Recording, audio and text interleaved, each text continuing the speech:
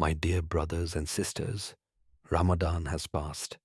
The nights of prayer, the hunger of fasting, the tears of du'a, all of it has gone.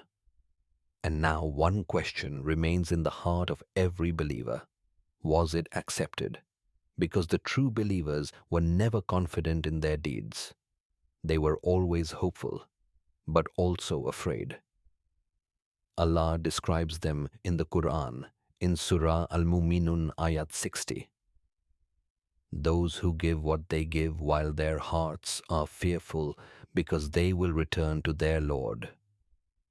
Even the righteous worried about acceptance. 1. You continue good deeds. After Ramadan, one of the greatest signs of acceptance is continuity. The scholars used to say, the reward of a good deed is another good deed after it.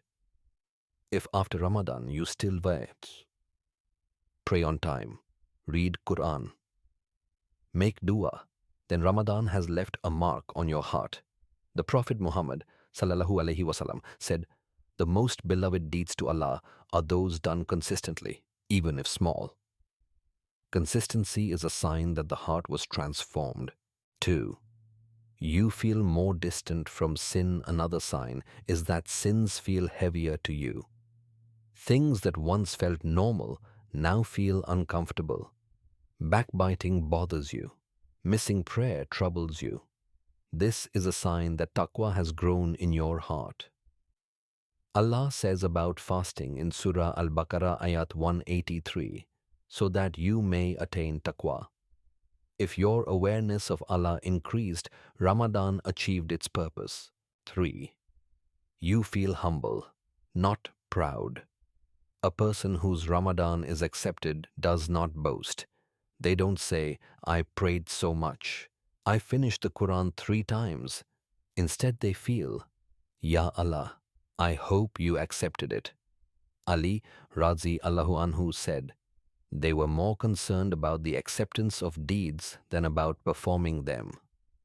Humility is a sign of sincerity. 4.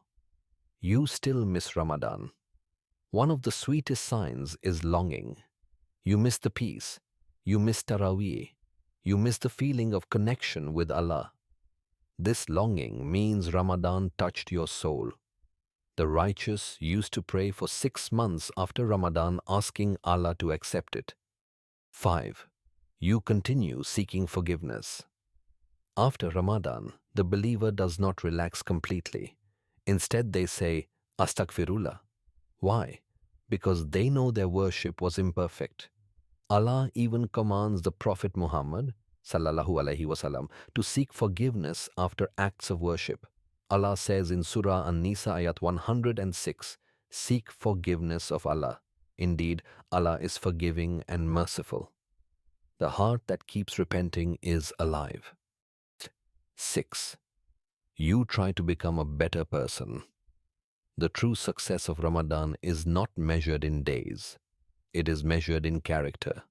Are you kinder, more patient, more generous?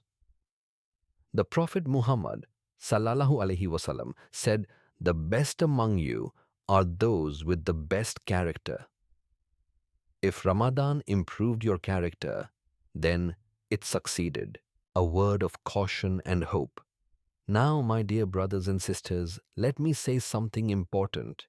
Even if you don't see all these signs, don't despair. Don't lose hope. Sometimes we're the worst judges of our own spiritual state. Sometimes we are so hard on ourselves that we don't notice the changes Allah has made in us. And here's something beautiful. The fact that you're worried about whether Allah accepted your Ramadan shows humility, and Allah loves humility. The Prophet Muhammad ﷺ told us that the one who is hopeful of Allah's mercy while also being fearful of His punishment, this is the believer. So yes, look for these signs. But even if you don't see them all, keep trying, keep striving, keep turning back to Allah. Because you know what? The very act of worrying about Allah's acceptance can itself lead to Allah's acceptance. What do we do now? My brothers and sisters, Ramadan was like a training camp. Allah trained us for 29 or 30 days to become better Muslims. Now, the real test is, can we maintain it? Can we keep going? Don't let Shaitan whisper to you that Ramadan is over so you can relax now. No, the Lord of Ramadan is the Lord of Shawwal, Dhul Qada, Dhul Hijjah, and every other month. He deserves our worship every single day. So make a plan. Choose one or two good deeds from Ramadan that you'll continue. Maybe it's reading one page of Qur'an daily. Maybe it's praying 2 rakats of Qiyam before you sleep. Maybe it's giving charity every week. Start small but stay consistent, because the Prophet Muhammad sallallahu alaihi wasallam said that the most beloved deeds to Allah are those that are consistent, even if they're small. Hopeful ending. As I conclude, I want to remind you of something that should fill your heart with hope. Allah is the most merciful. He's more merciful to you than your own mother.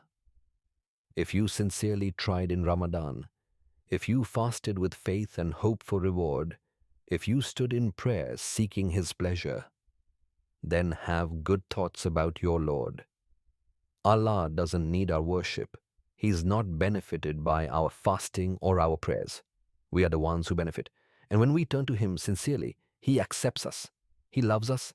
He rewards us beyond measure. So, keep knocking on Allah's door. Keep asking Him to accept your Ramadan. Keep making du'a. Keep trying to be better. And most importantly, never lose hope in His mercy. May Allah accept our Ramadan. May He make us among those whose fasting and prayers are accepted. May He allow us to witness another Ramadan with even more iman and better deeds. May He forgive our shortcomings and multiply our rewards. Ameen.